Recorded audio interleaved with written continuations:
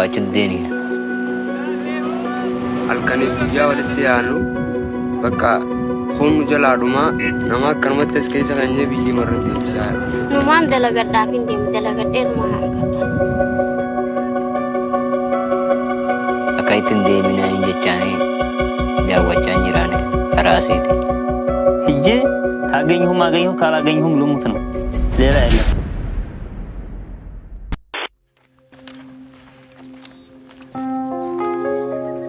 Kana qonnaa amma yoomi qonnee wanneen nuu darba taxaqqamee qofa wanneechuu tura hojjetachuu tura.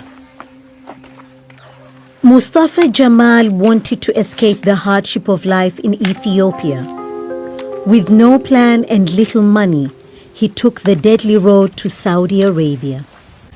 Lubbuun amma meeqaan maddiitti waan dhabamee jiru lekin alhamdulillah nagaan gale akka ittiin deeminaa hin jechaanii daawwachaa jiraane karaa asiiti. This is the story of those leaving Ethiopia and trying to make their way to a better life. Isaan maqabaachuu deeni. Halkanii guyyaa walitti yaanu. These Ethiopians have just illegally crossed the border into Djibouti. It's the first stage of their 2,000-kilometer journey to Saudi Arabia. They're following an ancient slave trade route. Will first need to walk hundreds of miles through the desert to the coast. Then they'll have to cross the Red Sea to Yemen, make their way through a war zone to their final destination. They have to put their trust, their money, and their lives in the hands of people smugglers.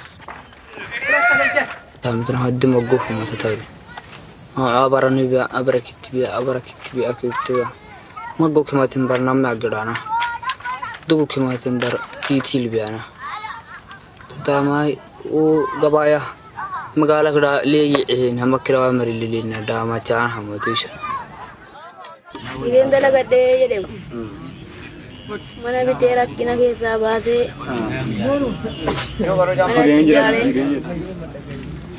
waa hunda babal'isee jira lakkina keessa baasee. C'est des gens qui ne savent pas la chaleur.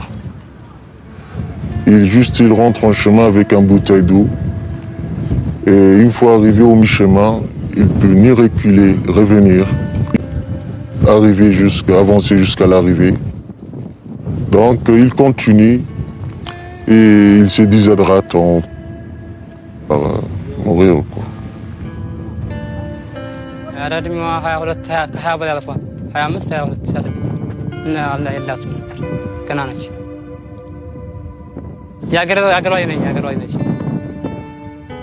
Each year, dozens of migrants die crossing the Djibouti desert. After 2 weeks of walking, the Ethiopians are picked up by the smugglers and driven to a secluded beach where boats are waiting to bring them across to Yemen. Ici, les trafiquants, ils sont payés par le nombre de têtes. Donc tout le monde veut envoyer le maximum de personnes. Mais sur la mer, il n'y a pas de pitié.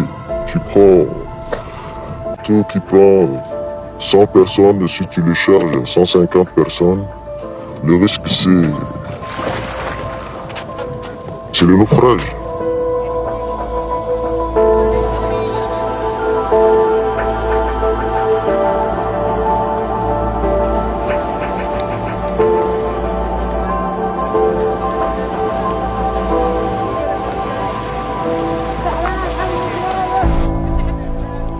Around 1,000 Ethiopians arrive on the southern coast of Yemen every day.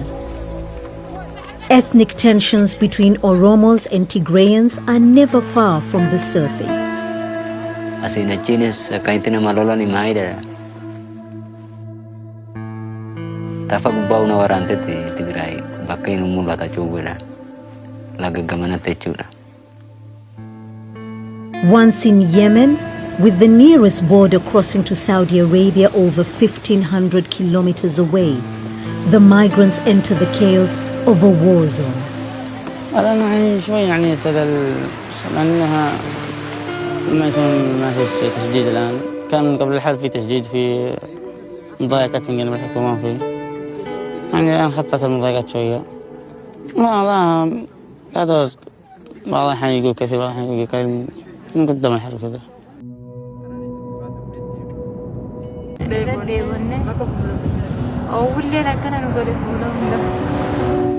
Some can afford transport. Others have to walk.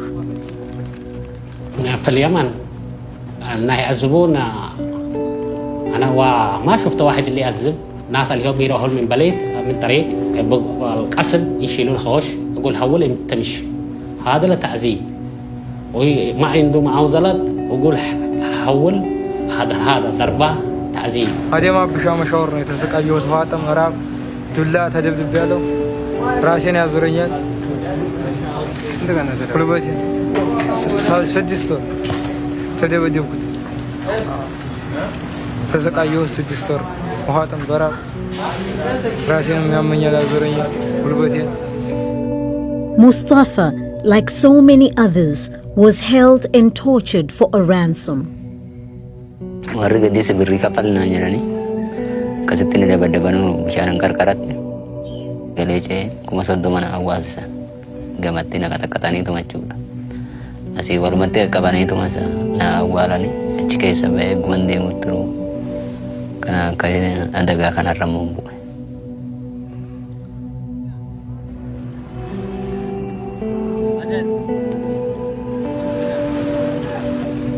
Himbiya ko malega namni dokado me hanggang gab medduda. Namni kado medduda isan himbiya ko maguru dumu sani arke male. For many, this is the end of the road. With no money left to pay smugglers, it's impossible to reach Saudi Arabia.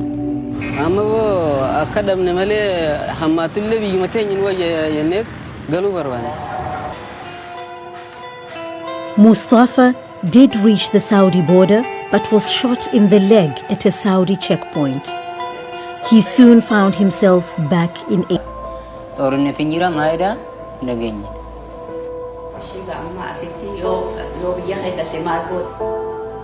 Abboo wayyaatti kufa maali godhe? Warra wayyaarratti kufa.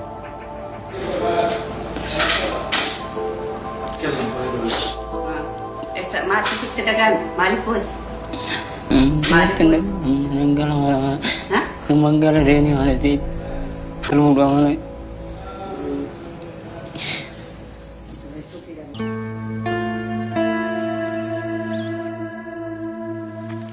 After 6 months in Yemen, Mustafa was deported. He's been back living at his family home in Ethiopia for about a year now. Jirung kuya, karena mga kumanan kalesa jerit, asiwan nire itu karmara tayo itu mah. Assalamualaikum. Naya tada. Mas de majirani asmario morio hana de manur. Bawani na nigortu karaya manin de mina ka anita kana tayo janeti. Kata mo hana kaisa. Yo le afortu de mer.